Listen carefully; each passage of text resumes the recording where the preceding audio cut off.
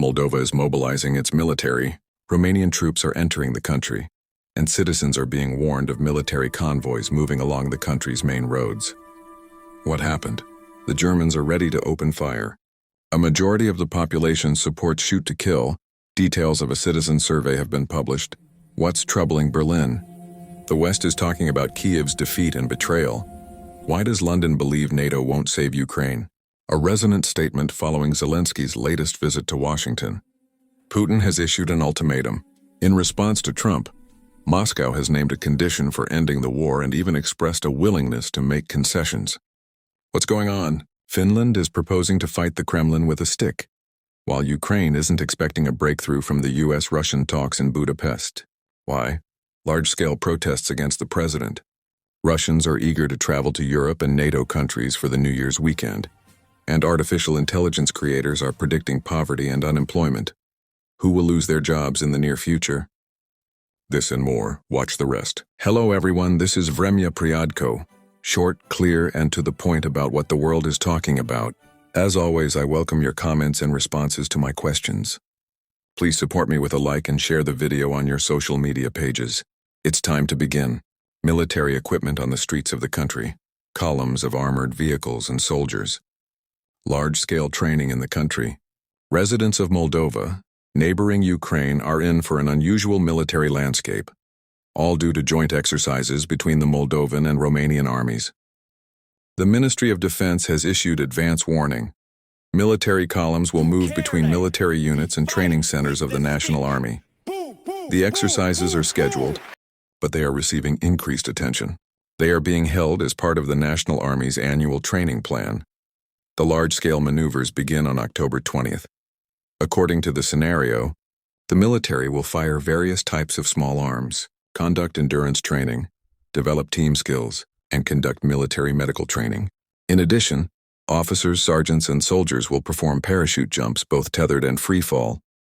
Meanwhile, back home, gunfire is once again ringing out at shooting ranges in Romania.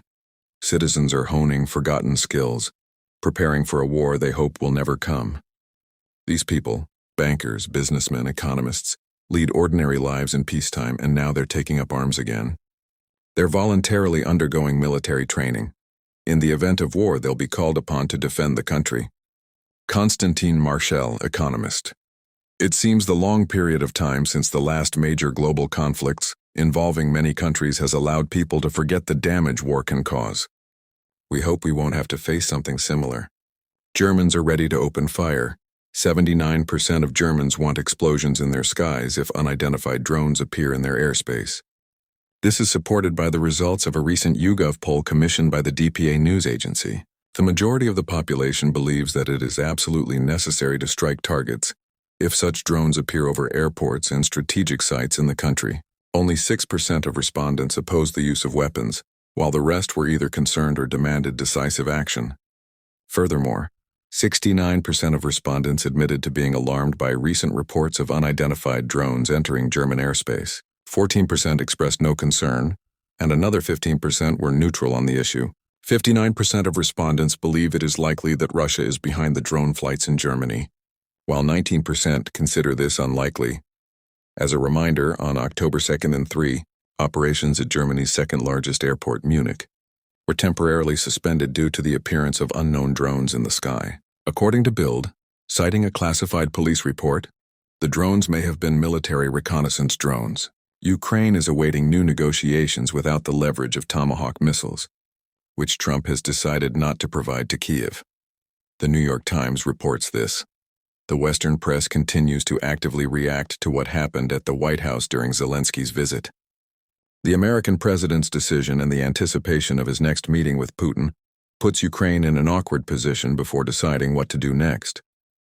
The publication's authors write, believing that if the negotiations fail, Kiev is expected to once again try to persuade Trump to provide more weapons. Now Ukrainians fear they have lost the momentum they gained in recent weeks by capitalizing on Trump's frustration with Moscow's refusal to resolve the war. Instead of Kiev's preferred strategy, harshly attacking Russia with long-range weapons to force genuine negotiations, Kiev has once again found itself in a cycle of negotiations that it believes have already proven fruitless. Russia is seeking to consolidate its gains on the ground before winter sets in. Therefore, its advance, albeit slow, continues, CNN reports, clarifying Putin rejects compromise and refuses, and the situation is now in Russia's favor. Moscow has developed new ways to use drones to search for and destroy Ukrainian soldiers and equipment, turning a previous weakness into an advantage, writes Russia expert Darama Siso in Foreign Affairs magazine. She notes that Russia has developed improved missiles, more robust armor systems, and given junior commanders more freedom in planning operations. Merz stated that Ukraine's capitulation is not an option, Bild writes, adding that the German chancellor openly admitted that Zelensky's visit to the United States did not go as Kiev had hoped. And Trump's behavior has demonstrated how much Ukraine needs Europe's help. Friedrich Merz, Chancellor of Germany. When I so actively advocate for continued support for Ukraine financially, politically, and of course militarily, we are doing so not to prolong this war, but to end it as quickly as possible. This is our goal, and we will achieve it only if Ukraine is militarily strong. Meanwhile, Bankova believes that the Tomahawk issue is not over. Zelensky stated that the American president hasn't said yes, but he hasn't said no either. On NBC News, Zelensky stated that Ukrainians need American Tomahawks because Russia is also using its allies' weapons against Kiev. Volodymyr Zelensky, president of Ukraine.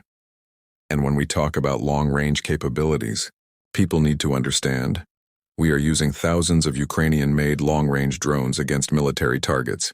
But Russia isn't just using Iranian-made drones. They also use their own drones. Frankly, they have their own drones, but they also use Russian-made missiles and North Korean-made long-range missiles. At the same time, Finnish President Stubb proposes fighting Russia not with missiles or drones, but with the stick. He still believes in Trump's power. Alexander Stubb, President of Finland. We don't need the carrot to convince Russia to sit down at the negotiating table, but the stick to force them to do so. Therefore, we need to force Russia to sit down at the peace negotiating table, and that's exactly what President Trump is trying to do. The West is talking about Kiev's defeat and betrayal. One of Britain's most respected military leaders, Field Marshal Lord David Richards, has bluntly stated that Ukraine cannot win a war with Russia. In an interview with The Independent, the former chief of the British General Staff and former NATO commander in Afghanistan stated that Kiev had received false hope from its allies, who encouraged it to fight but did not give it the means to win. According to Richards, NATO will not intervene in this war because, unlike Russia, Ukraine is not a matter of survival for the West. The best Kiev can hope for, according to the Field Marshal, is a draw. These words came amid Volodymyr Zelensky's visit to Washington. David Richards, former chief of the British Defense Staff. My opinion is that they won't win. They couldn't win even with the right resources. And the truth is, they don't have the manpower. Unless we go with them, which we won't, because Ukraine isn't an existential problem for us. So my instinct is that the best Ukraine can do is, and you can already see, President Zelensky is an inspiring leader, but he needs to succeed now, or he'll lose politically. The best they can do is some kind of score draw. Trump, I recall, also proposed a draw yesterday. He believes that Putin and Zelensky simply need to declare victory and end the war along the current front line. These words were hailed as good news in Ukraine, as Washington would then abandon the idea of a territorial swap, which Trump himself had previously considered, according to former Ukrainian Foreign Minister Kuleba. However, he also believes there will be no breakthrough in Budapest. Dmytro Kuleba, former Ukrainian Foreign Minister. The only message Putin is conveying is, I am ready to pay any price, as much as it takes, to win this war. What are you willing to pay? How much are you willing to pay, and for how long? This is the question he is addressing to Europe and the United States. Everything else is just noise. Russia has already stated that no one will declare victory, as Trump proposes. Medvedev assures this. He stated that Russia needs a victory that takes into account and fulfills all previously set conditions. Moreover, he believes that Ukrainians will not accept the loss of territory if the war stops along the current front line, a scenario that directly threatens Zelensky. And Russia reacted to Trump's statements and his behavior as follows. Dmitry Medvedev, deputy chairman of the Russian Security Council, but the chief peacemaker played Tomahawk successfully, in his characteristic manner swaying global public opinion, and he ended the game in the best tradition of SE.